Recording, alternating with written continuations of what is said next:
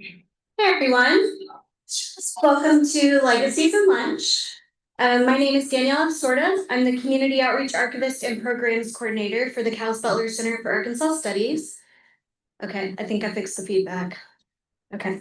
Welcome to Legacies and Lunch, Beyond Desegregation, Black Education Activism in Jonesboro. This monthly program is currently being held at UA Rock downtown. Thank you to Marta and Carly for graciously hosting us, and features talks on Arkansas-related topics. If you're joining us in person and you parked in our parking garage, be sure to stop by the table at the front to grab a sticker to validate your parking. We also have complimentary cookies and drinks at the table, so be sure to grab some of those as well. I want to also remind you at this time to please make sure your cell phones are on silent or do not disturb. And before we get started, I want to do a raffle for a special 25th anniversary tote bag for Legacies and Lunch full of some cool Cal swag. So we've got a ticket with the last three numbers 170. Awesome. All right.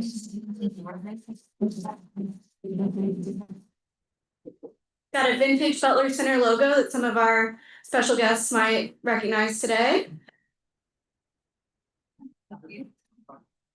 It's her birthday. That's exciting. Happy birthday. And we're going to do one more raffle at the end, so make sure you stay at the very end. A few announcements from the Butler Center. We want to invite you to join us here in Library Square this Saturday, October 4th, for the grand reopening of Main Library. There will be festivities starting with a ribbon cutting at 10 a.m., and this will coincide with the Six Bridges Book Festival, so be sure to check out the full schedule online. The Roberts Library will have a special pop-up display about the history of the Central Arkansas Library System, a printmaking demonstration with Perry and Hurd, a new exhibit opening in the Underground Gallery, and tours of our DIY Memory Lab. Check out our website, robertslibrary.org, for more information about that. And on October 11th, in collaboration with UA Little Rock Center for Arkansas History and Culture, we'll be hosting a celebration of Home Movie Day in this space from 1 p.m. to 4 p.m. We're going to share clips from Arkansas home movies from our joint collections, and we'll serve popcorn and drinks. You can also bring your own home movies, and our archivist will help you inspect those and view them if we have the correct equipment for that. And we'll have a bingo card, and if you complete that, you can get a goodie bag full of prizes. So it should be a fun event. And for our last programming update, we want to invite you to our annual genealogy workshop, which will be held in the newly renovated Main Library's Data Center from 9:30 a.m. to 3 p.m. on Saturday, November 8th. There's flyers for all of these events at the front if you'd like to take a reminder home with you to make sure you get back here with us then. And for today's Legacies and Lunch, we're joined by our 2025 David Stricklin Fellow Heather McNamee. Dr. McNamee was born and raised in Jonesboro, Arkansas. She is a historian specializing in 20th century U.S. history. She earned her PhD from the University of Memphis in 2022 and is an assistant professor of history at Washington State University. Her research focuses on civil rights activism in Arkansas, particularly educational movements in the post-desegregation era. Today, Dr. McNamee will explore how Black students, parents, and community members fought for educational equity in Jonesboro in the decades after legal desegregation. If you have questions and you're joining us via Zoom, please put your questions in the chat, and we will alternate in-person and virtual questions at the end of Dr. McNamee's talk. Please join me in welcoming her.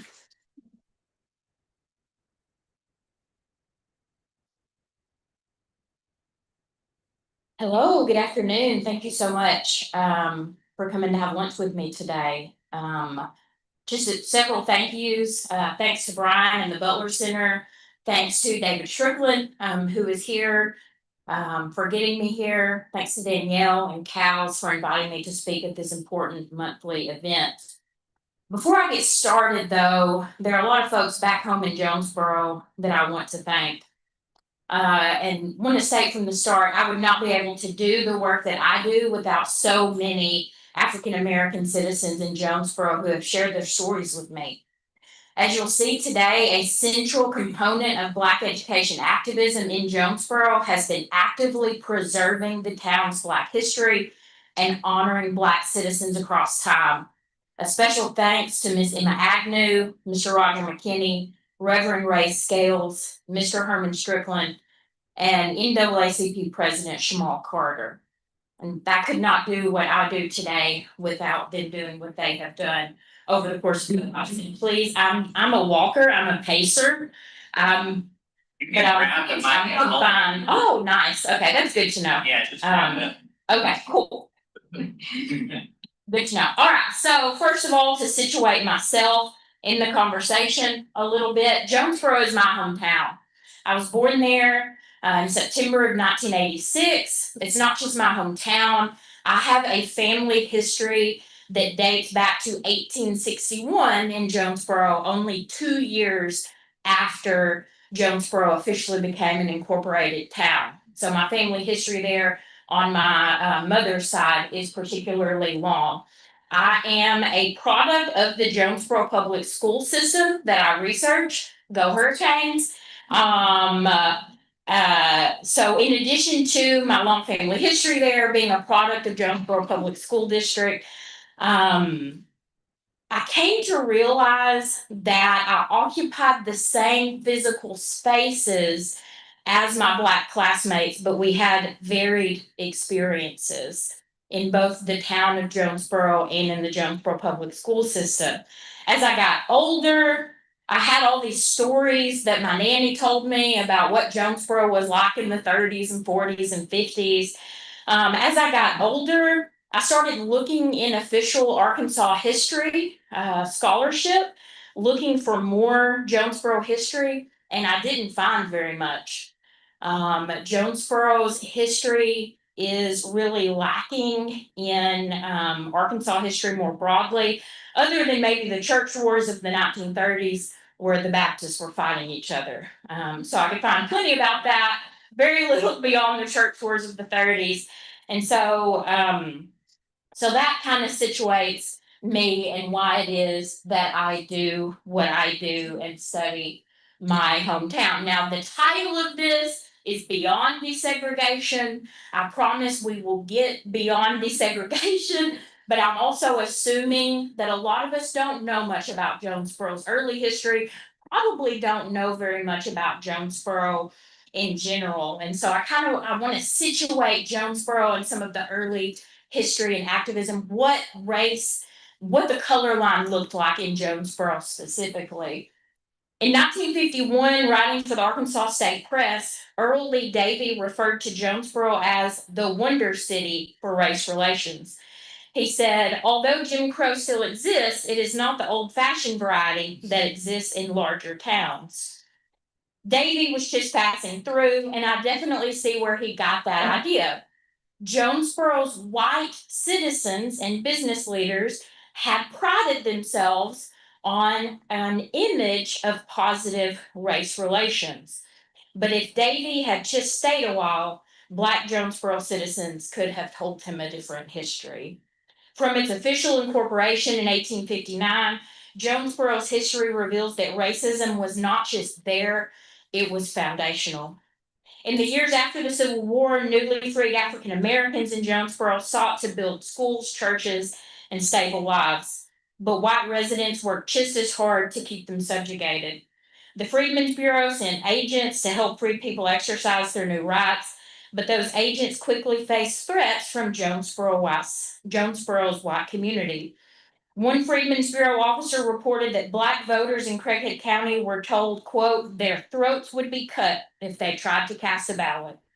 When a local minister supported schools for Black children, the first iteration of the Ku Klux Klan warned he could be tarred and feathered. Violence was always there. In 1881, 4 Black men, Green Harris, Bert Hoskins, Giles Peck, and John Woods, were accused without any evidence of killing a white girl. Instead of being tried in court, they were dragged by a mob of up to 200 folks and lynched near Jonesboro in the community of Greensboro. Their bodies were left hanging as a warning. Nearly 40 years later, in 1920, Wade Thomas, a Black man who resisted exploitive farm labor practices and allegedly always carried a pistol, was lynched in downtown Jonesboro. His body was riddled with bullets, mutilated. Though no one wore a mask, no one was punished for this. Beyond this violence, racist laws and stereotypes were used to enforce white supremacy in Jonesboro. Black men were frequently arrested under vagrancy statutes, which targeted anyone without visible work, funneled them into convict labor. Jonesboro newspapers of the early 1900s painted African Americans as lazy, criminal, hypersexual, fueling the cycle of discrimination. Debates over Black education are included and reveal this mindset, as well as editorials of the early 1900s claimed that it was useless to educate Black folks because, as one author put it, they will still be Black, their brains full of ignorance. All of that to say, Jonesboro was no wonder city. It was a place where Jim Crow laws, racist stereotypes, economic exploitation, and racial violence defined daily life. And yet, even amid tremendous terror, Black residents always resisted. They built churches, they created civic organizations, and they demanded education for their children. That legacy of resistance and activism is as much a part of Jonesboro's history as anything else is. Again, I promise we'll get to beyond desegregation, but I'm trying to. In the early 1900s, Black families in Jonesboro faced a stark reality. Children were crammed into a rundown wooden schoolhouse with barely 6 months of classes each year, and it only went through the 6th grade. White schools received the Jonesboro School District's limited resources. It became clear in the Black community that if they wanted real educational opportunities for their children, particularly high school education, they would have to get it for themselves. In 1918, a group of Black parents and leaders gathered at St. Paul Baptist Church and formed the Colored School Improvement Association. They understood the risks that they were taking in challenging Jim Crow in a place with such a rigid color line, so they were careful to present themselves as the respectable voice of Black Jonesboro. They wrote editorials, met with the school board, and appealed to white businessmen, often using the language of Booker T. Washington, promising that this school would be a space of industrial and domestic training to make Black youth better workers and good citizens for the white community. But behind that cautious rhetoric was intense determination. The CSIA raised money, recruited teachers, and even put their own hands to work. When the city of Jonesboro donated bricks from a demolished auditorium, the members of the Black community came together and physically cleaned, hauled, and stacked the bricks for the school that they hoped to build in the future. After years of labor, the dream became a reality, and in 1924, the doors of Industrial High School, later renamed Booker T. Washington High School, opened. It was one of the only Black high schools in Northeast Arkansas, but it was very quickly more than a school. Industrial High School and Booker T. Washington High School became a space of, yes, education, industrial training, domestic work, training, but it was a cultural and social center. Whereas churches had always played that role, the school became an interdenominational space where children saw movies starring Black actors. Velma Clark, one of the students of Booker T. Washington High School, tells this story where she had just seen a movie with Cab Calloway, and she gets up on the desk the next day and she's like, "We're going to be Cab Calloway today." They heard jazz, they celebrated Emancipation Day. It was a space where Black pride could flourish, Black history could be taught away from the white gaze. For decades, Booker T. Washington High School nurtured both minds and spirits. Its teachers were the Sunday school teachers that students encountered in their churches. Its auditorium hosted Black community concerts and plays. They built floats in local community parades. One of the most famous one was called It's Our Flag Too. And even as the building aged with the decades, the pride within it only grew. In 1951, after years of petitions, a brand new state-of-the-art Booker T. Washington High School was opened. Black education in Jonesboro was never given, it was won. Built brick by brick through sacrifice and organizing. The school stood as a beacon of Black resistance, resilience, and hope for future generations. And I have some pictures here. One of the things I'm hoping to do is add a lot of folks as sort of civil rights heroes to Arkansas history. D.W. Hughes, pictured right there, was the principal of Industrial High School for many years. He also played a large role before the high school was constructed in the Colored School Improvement Association. This over here are some of the earliest teachers at Industrial High School. And I made sure to caption their names because their names need to be known more broadly and more widely than just in Jonesboro. And I want you to pay attention down here in this corner here, seated. There is a woman, Miss Etta Mae Boone. She will go on to become E. Boone Watson, and she will be a major community organizer in Jonesboro well into the 1980s. All right, so we're at desegregation now. We're finally at desegregation. Brown v. Board, 1954, schools established school desegregation.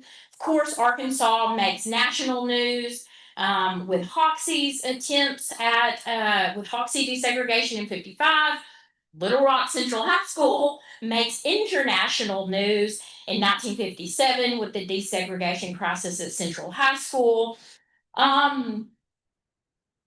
With the second Brown ruling, the Supreme Court basically was asked about timeline. And they responded with all deliberate speed, that school districts should desegregate with all deliberate speed. What that meant, though, was that a lot of school districts in Arkansas did not desegregate until the late 1960s.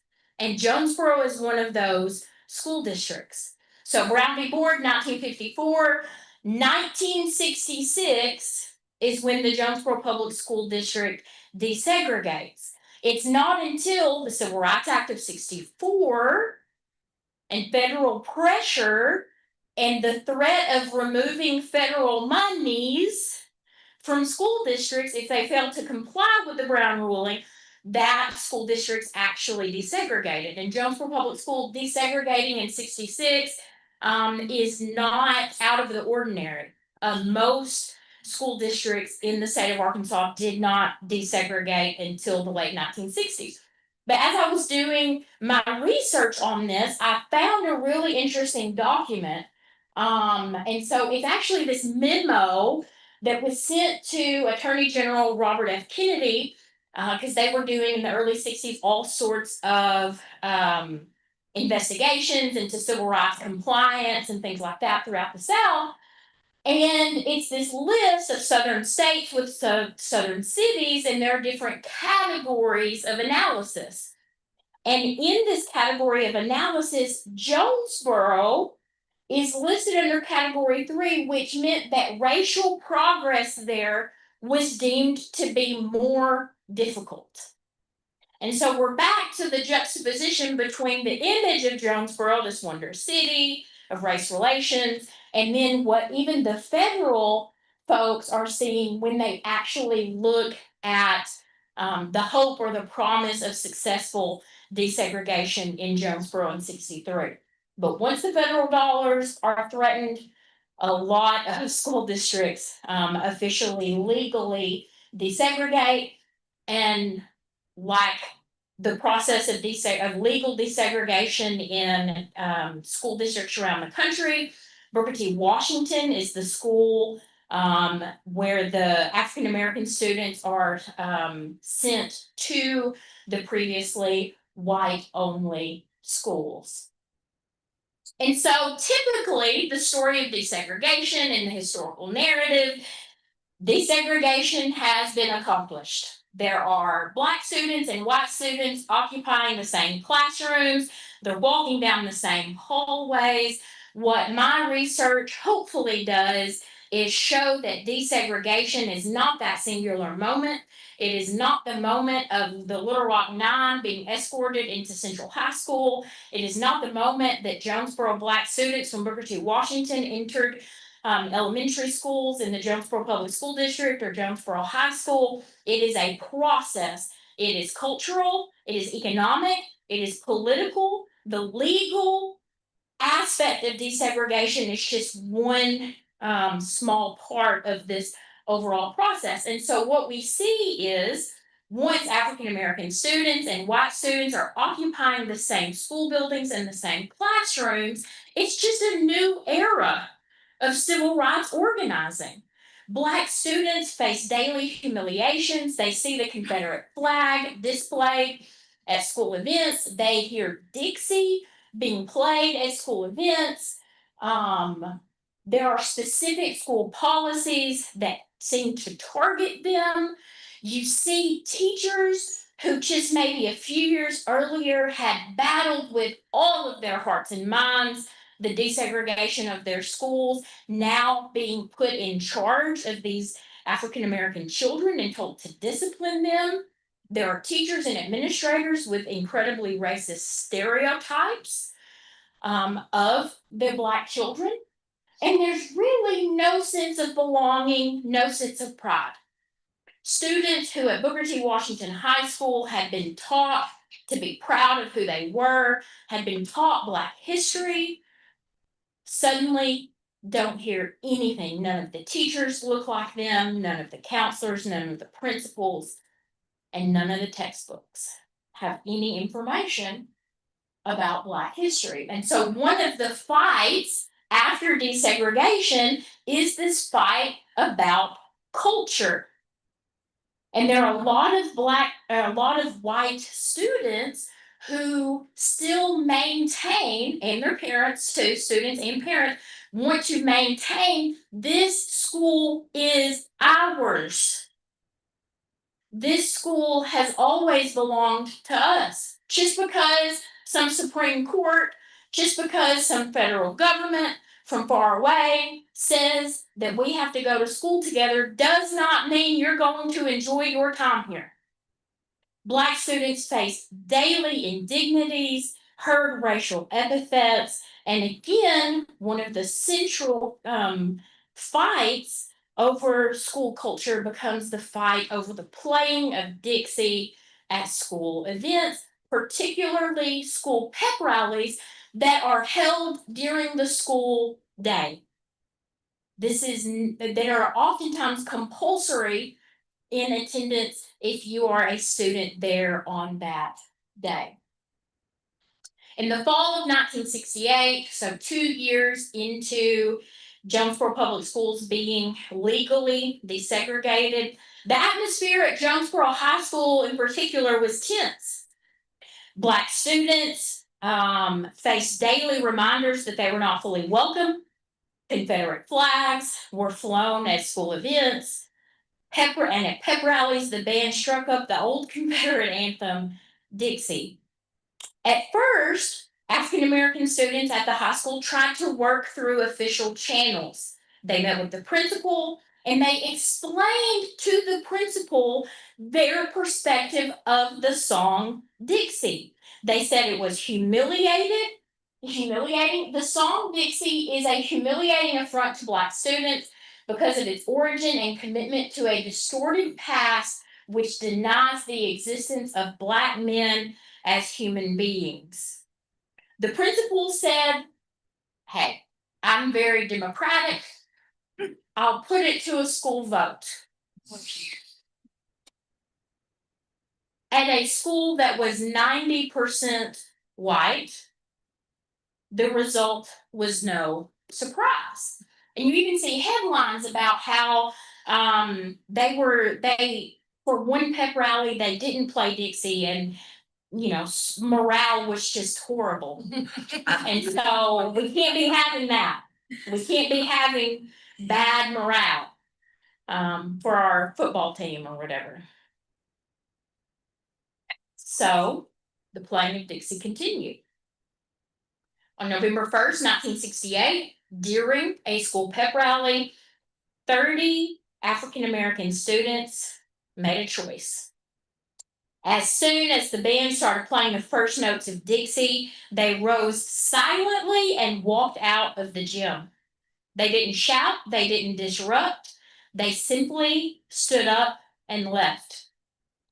For that act of protest, the students were suspended and their grades suffered. Before they were allowed to come back to school after their suspension, they were going to be forced to pledge that they knew how to behave properly before they would be allowed to return to school. Some of the parents were outraged. Mrs. Albert Tate, the mother of Teresa Tate, one of the protesters whose daughter was among those punished, said simply about the song Dixie, "I have been knowing for a long time what that song meant." And I'm so glad she said that, both for herself and because it's a really great chapter title. With support from civil rights attorney John Walker in Little Rock and the NAACP Legal Defense Fund, Tate and other parents filed a lawsuit against the district. They argued that Dixie was an insult to Black students and that punishing peaceful protests violated their constitutional rights.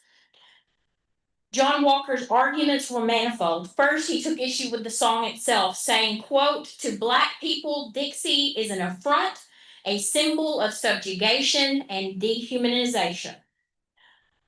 Second, he argued that this suit pointed to the problems created by white districts in predominantly white communities that had refused to change their customs after desegregation.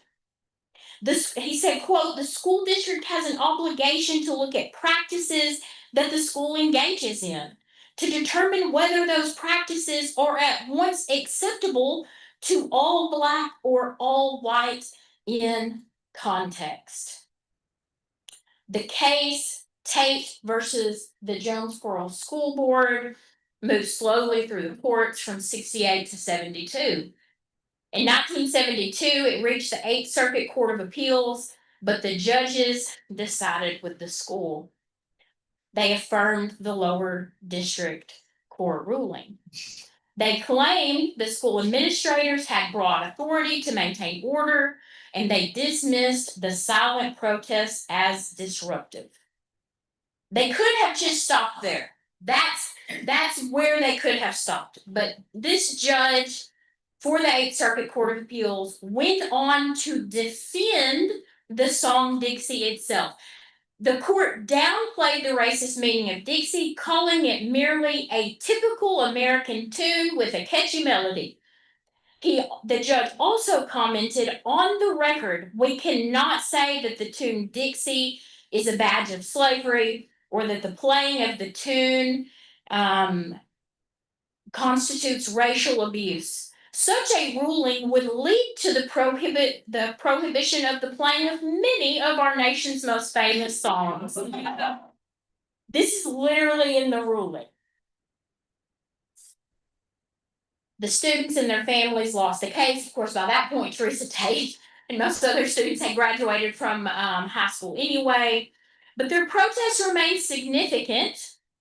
It shows multiple issues. It shows how high school students were key activists in this longer civil rights struggle after desegregation. It reveals the influence of Black power. One of the reasons that 1968 seemed so intense was that you did have 2 years into school, this high school being desegregated, Black students were organizing together. They sang apparently in the school hallways, James Brown's "I'm Black and I'm Proud" one day. And so you definitely see the influence of this national Black power movement, even in a town as small as Jonesboro. A generation of students that had been taught in the Black segregated school, Booker T. Washington, knew what Black pride was. They knew the long history of racism and white supremacy, and they were not afraid to say, "I'm Black and I'm proud," even when they were significantly outnumbered.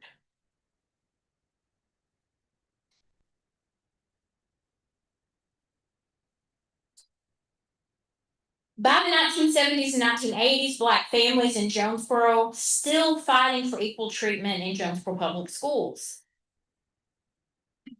Isaac M. Stott, who was the president of the local NAACP, led many of the activist efforts. He took aim at discriminatory practices that kept Black students from fully participating in school life. Year after year, Black students were passed over for all sorts of extracurricular activities.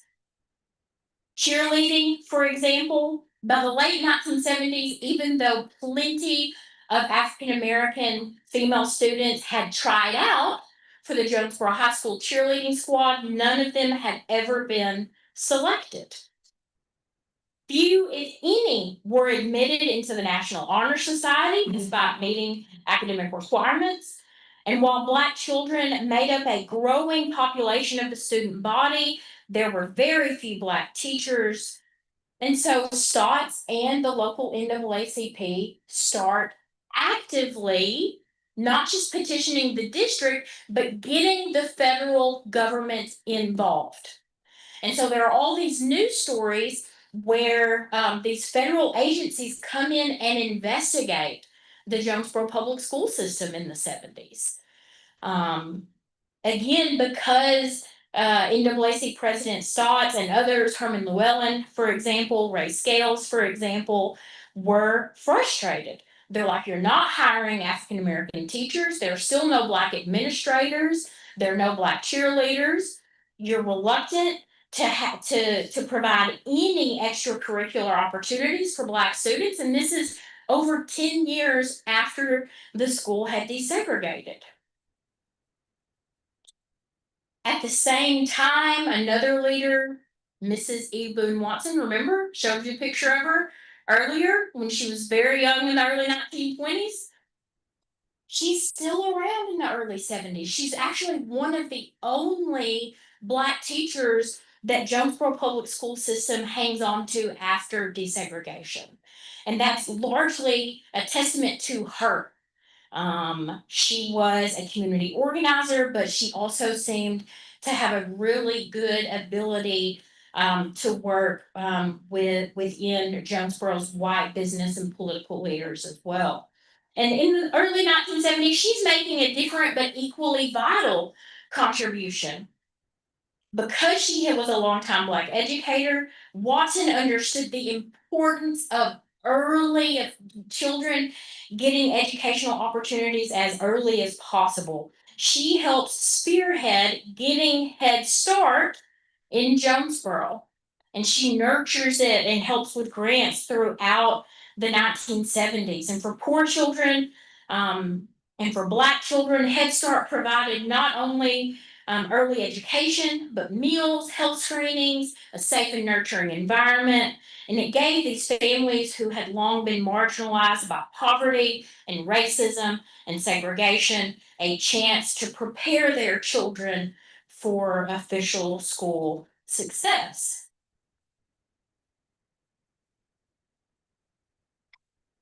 All right. It's time to historicize the 90s. I know that makes some of us feel old. 1990 was 35 years ago, though, folks. So it's time. I know, we got to do it. All right, so late 1980s, early 1990s, the nation really seemed gripped by conversations about violence, conversations about inner city violence, highly racialized language about gang activity. And even in Jonesboro, Arkansas, school administrators are worried about gang activity. And so, in this period when politicians and the media are increasingly framing young Black men through this lens of gangs and drugs and inner city violence, you have this national rhetoric of law and order policies. It's shaping how local school districts treat Black male students specifically. They see them as potential threats rather than as children perhaps in need of additional supports. By the early 1990s, Jonesboro schools had been desegregated for over 25 years. But for Black students, equality was still out of reach. Many of them still faced discriminatory discipline, exclusion from extracurricular activities, and that school culture continued to dismiss and even attack their heritage. Out of all this conversation about gangs and everything, hey, Maurice, um, school policies like dress codes. And dress codes, I could go on and on about how gendered they are, but they are also oftentimes racist. So policies that ban certain clothing, crack down on the expression of Black culture, paired with this pattern of harsher punishment for Black youth, made students and families feel targeted. In 1993, there's a specific incident that brought all these tensions to the surface. An African American student was frustrated that a teacher was not explaining to him what he had done wrong. He doesn't understand why he's being sent to the office, so he asks to speak to the principal. The assistant principal ends up grabbing him so hard that the student's shirt was torn, and when the student resisted, he was arrested and expelled from school. The administrator faced no consequences. For many in Jonesboro's Black community, this was the final straw. Retired educator Robbie Lyle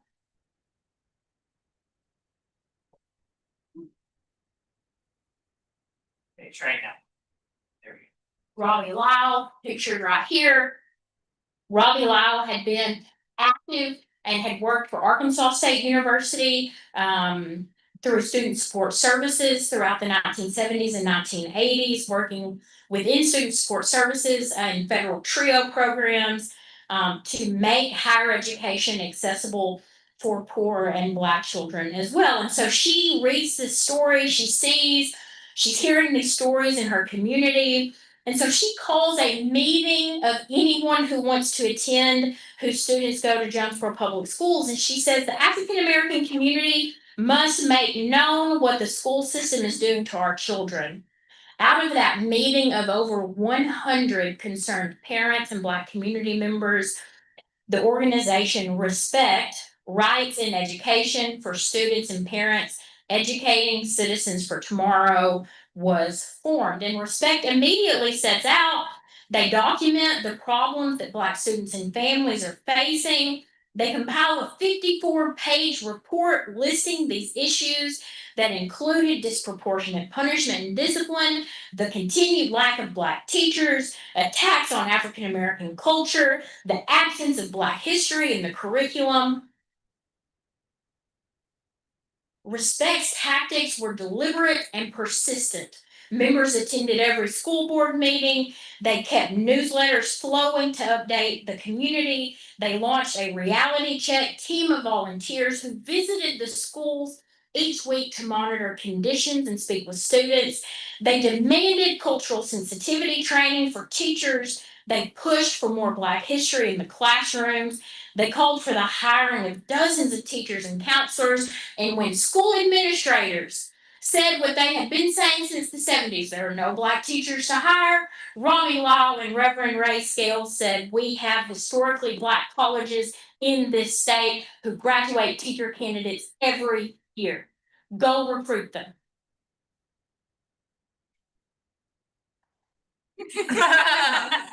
Sorry. R.E.S.P.E.C.T not only held schools accountable, but they created new cultural spaces, including the African American Cultural Center at the E. Boone Watson Community Center. The African American Cultural Center, created in the late 90s, is a museum of newspapers, images. It tells history. It tells Jonesboro's Black history. And it sits on the same land that Industrial High School and Booker T. Washington High School sat on in the 1920s. Respect shows us that as new forms of discrimination emerged, thanks to leaders like Robbie Lyle, Jonesboro's Black community carried forward a long tradition of resistance. Respect is still around. They've shortened it to R.E.S.P.E.C.T. It is responsible for the hiring of more Black teachers and administrators in the district, particularly over the last 20 years. The organization still provides parental and student supports. Miss Robbie Lyle is in her mid-90s now, but is still around. In April of 2022, she made a post. She said, "I am 90 years old, but you are still my children, ... I mean my students." And she signed the post, Mama Lyle. I get asked this question, why does this matter? Why does Arkansas matter? People in the Pacific Northwest have no idea why Arkansas matters. So I feel like I'm constantly, with my new job up there, explaining why Arkansas matters. In Arkansas, I feel like I'm constantly explaining why Jonesboro matters. And so I better have a darn good answer as to why all of this matters. And I think I do. One of the reasons it matters is because in our current rhetoric about race and inequality, inequality is relegated to the past. It is assumed that desegregation, legal desegregation, righted centuries of wrong and made everything equal. Desegregation did not equal equality in public education. That myth has lasted for too long, and it has misinformed policy decisions from the district all the way through the federal government level. Desegregation did not right the ills of white supremacy, nor did it create an equal playing field for white and non-white Americans. Interrogating all the ways that white supremacy remained in unitary school districts is necessary to address continued inequality. Another reason I think this matters is because narratives matter. What we think and believe about the past matters. The narratives we tell ourselves about the past, especially the recent past, matter. They inform or oftentimes misinform public dialogue, policy, and law. The misguided narrative of desegregation marking the end of public education inequality creates a story that relegates inequality to the past. We've overcome, we've reached the promised land. This informs the idea that America is somehow post-racial, and it is not. I can say this because I'm fleeing the state in a couple of days. The accurate narrative, though, of post-desegregation white supremacy and activism is more uncomfortable but necessary. It forces us to reckon with not just an unequal past, but an unequal present. And just like the historical actors that I've talked about today, we have a choice. We can either hold up our proverbial Confederate flags in our mind's eye while quietly humming Dixie, or we can be honest with ourselves and each other's and act as agents of change for a better future. And then finally, inspiration. Acknowledging this post-desegregation fight for equal education shows us new generations of activists and civil rights heroes. We uncover students like Teresa Tate, who silently walked out of a pep rally. We find Miss Robbie Lyle, who gave her entire life to education and protecting not just Black children, but poor children as well. We find activists who woke up every single day and had a job to do, no matter who the president of the United States was, no matter what federal legislation or executive orders came down that day. They organized, they fought, they worked to protect children and each other. Author Octavia Butler wrote in The Parable of the Sower, belief initiates and guides action, or it does nothing. It is up to us what we do with our beliefs about the past and each other. And I hope that these stories from Jonesboro resonate and add something to your beliefs. I hope that they initiate and guide our actions towards a more equitable future for us all. Thank you so much for having me.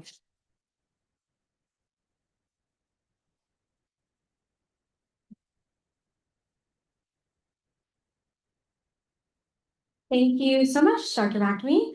I'm gonna open the floor for questions. We'll alternate in person and Zoom, like I mentioned, so we'll start in the room. Does anyone have a question? Yeah. Thank you. Good afternoon. Hi. Thank you. As an Arkansas State University graduate, I like to say the presentation is very nice. I'm glad to have this presentation of Northeast Arkansas because I experienced Northeast Arkansas in some of the ways you described, but I've also experienced the love in Northeast Arkansas. So my question to you is, have you seen progress? Oh yeah, I get asked that. I think for me as a white person, it's always easier to see progress.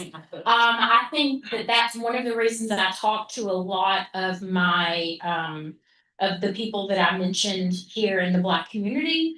I definitely see progress in Jonesboro Public School District in the number of Black teachers that have been hired, thanks largely to R.E.S.P.E.C.T. There are more Black administrators in the Jonesboro public school system now than there were 25 years ago. I think that that is progress. I think that, you know, even the state of Arkansas has Black history standards that are supposed to be taught in public schools. I think that that is progress. And I'm glad that you mentioned Arkansas State. I focus mainly on the K-12 desegregation process, but of course, students, African-American students at Arkansas State University play, they protest Dixie very famously in the late 1960s as well, and there are images of that protest. I think there has been progress. I think that sometimes though, I think sometimes though, progress is the only narrative. And we pick a progressive narrative despite the truth and despite reality. And so I think I would always say there has been progress, but there's plenty left to do. Thank you so much for that question. Nothing on Zoom yet, so you're up. Mine is not a question so much as just a revelation. I was at Central back in the 50s. I saw all this happening. I've seen progress. I personally feel like what is 60 something years since that happened. Math was not my big subject. So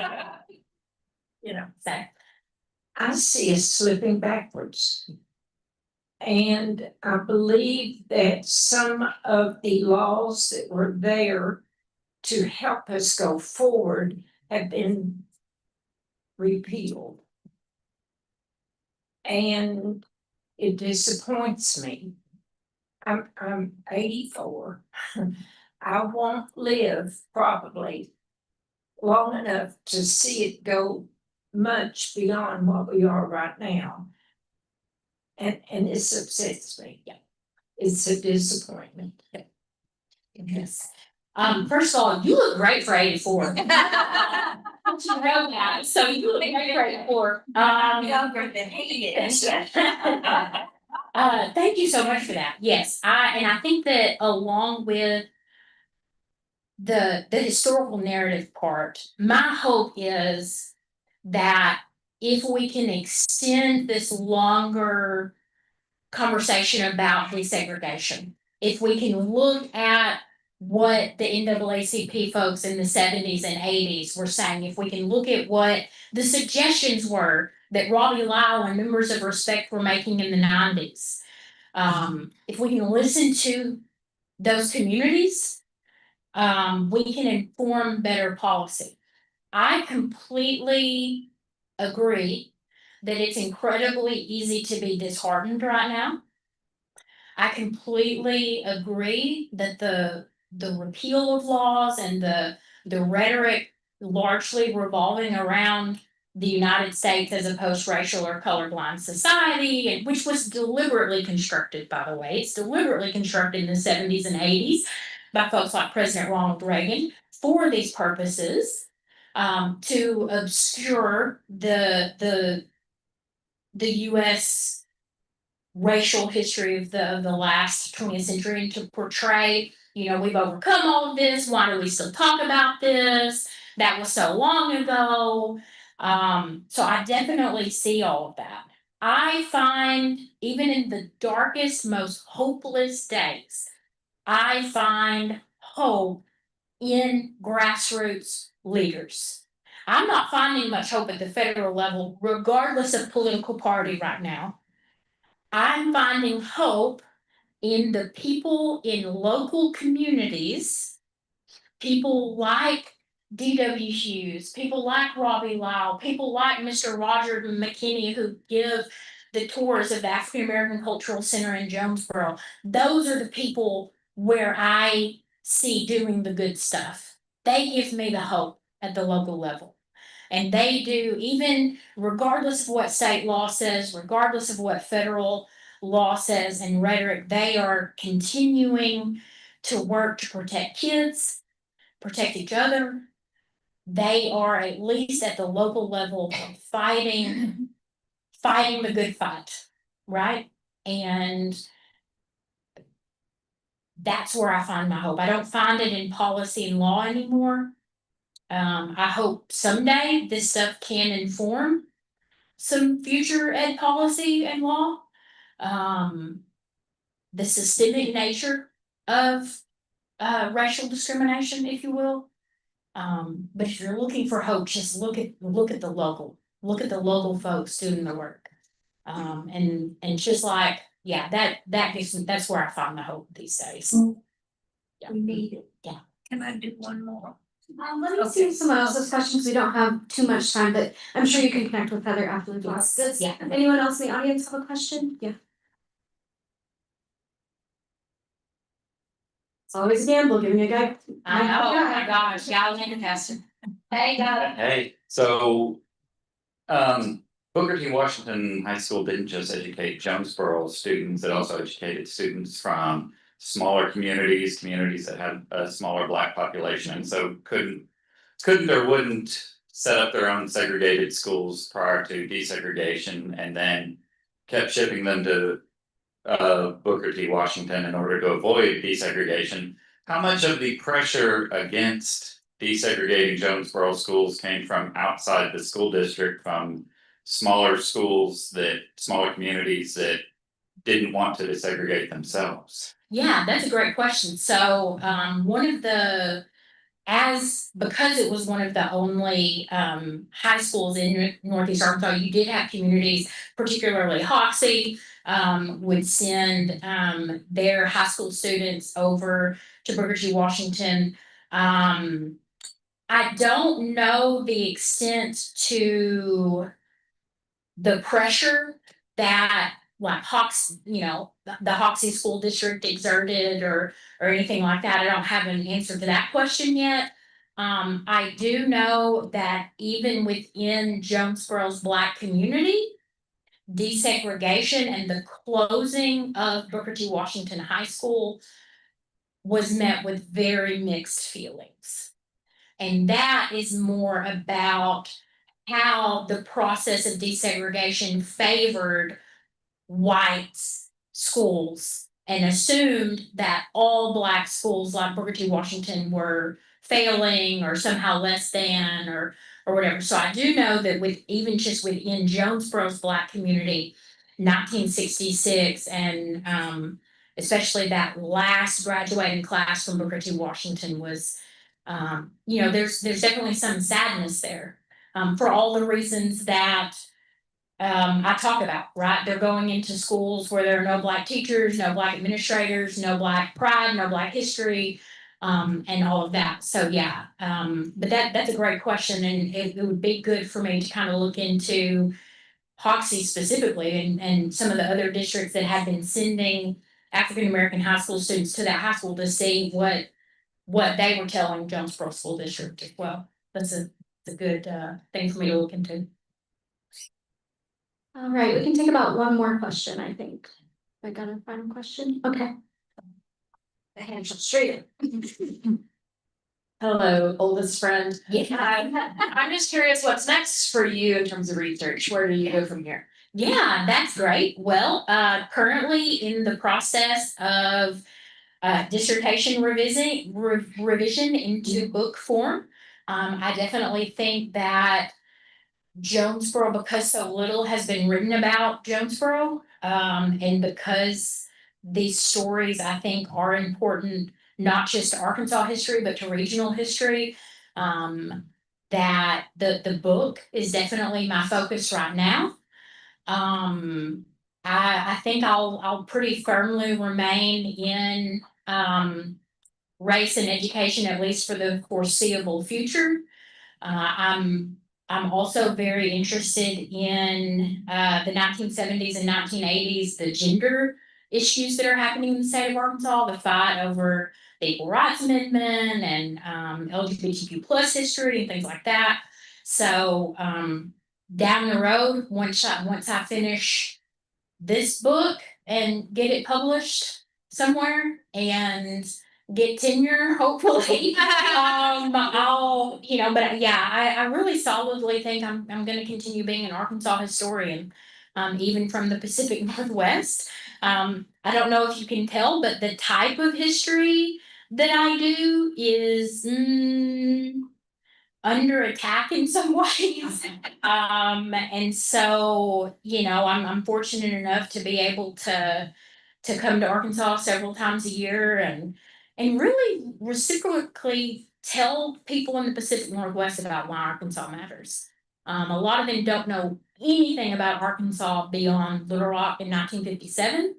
A lot of them have very stereotypical ways of thinking about the South more broadly. And so that's also part of my other mission right now is educating the Pacific Northwest about Southern culture. And I almost made a comment when I got up here, for example, that no, you two are the only two sitting on the front row, so there must be back row Baptists. But none of my students know what that means. So educating them in that way is important to my future too. So yeah, thanks, Catherine. We've been friends since third grade. That's fine. Another round.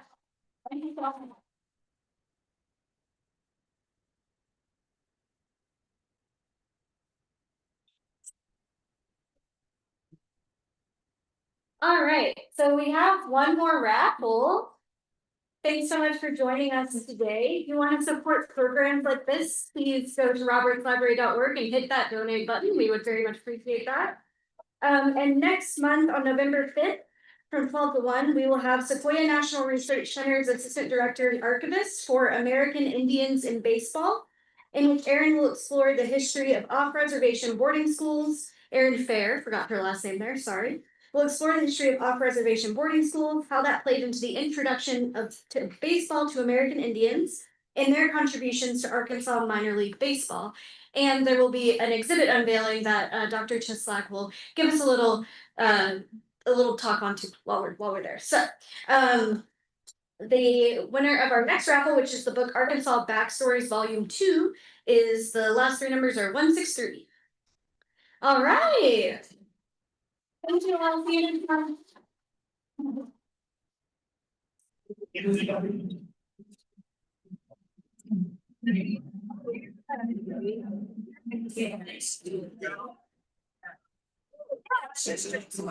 Oh, it's good night to meet you. Yes. And now. I think you should have me.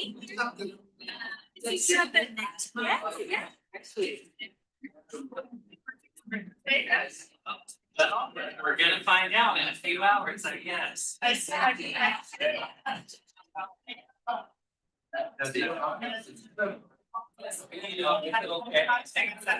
Oh, no, it's fine. We're now. We got. Sierra Center.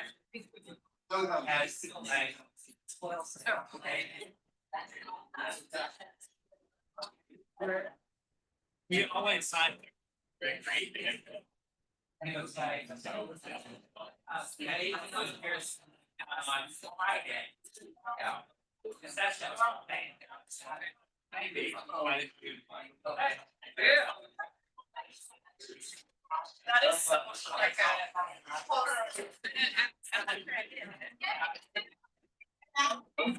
Take it back.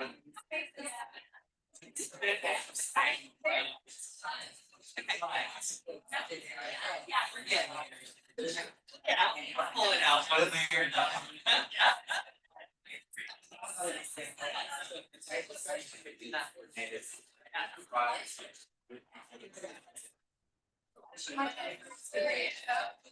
Yes, absolutely. It's I don't actually when I get it.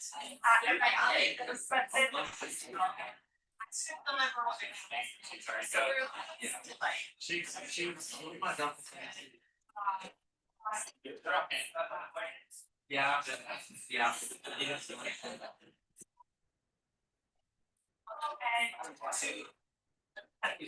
Sometimes by the members of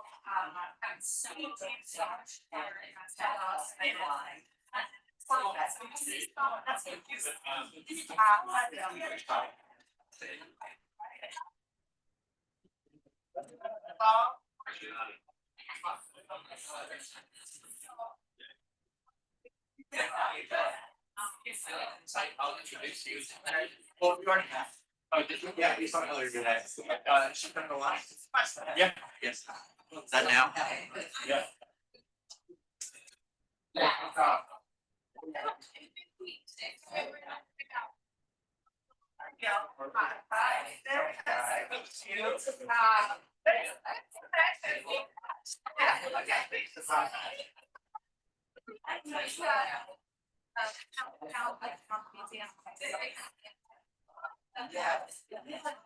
So I was actually of the community that's in a lot.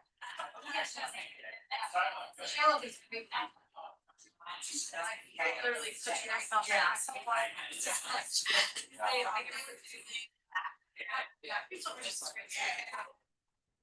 Yeah, that's funny.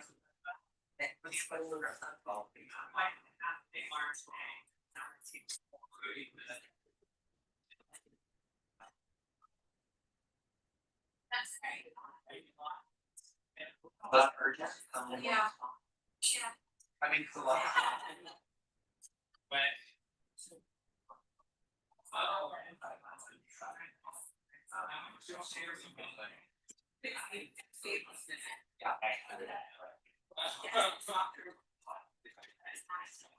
Yeah.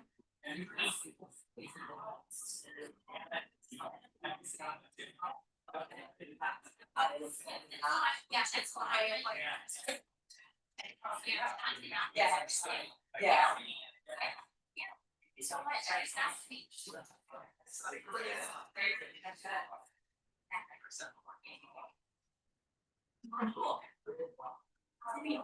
it depends on the space. Yes. It was so nice to see. That's the vibe.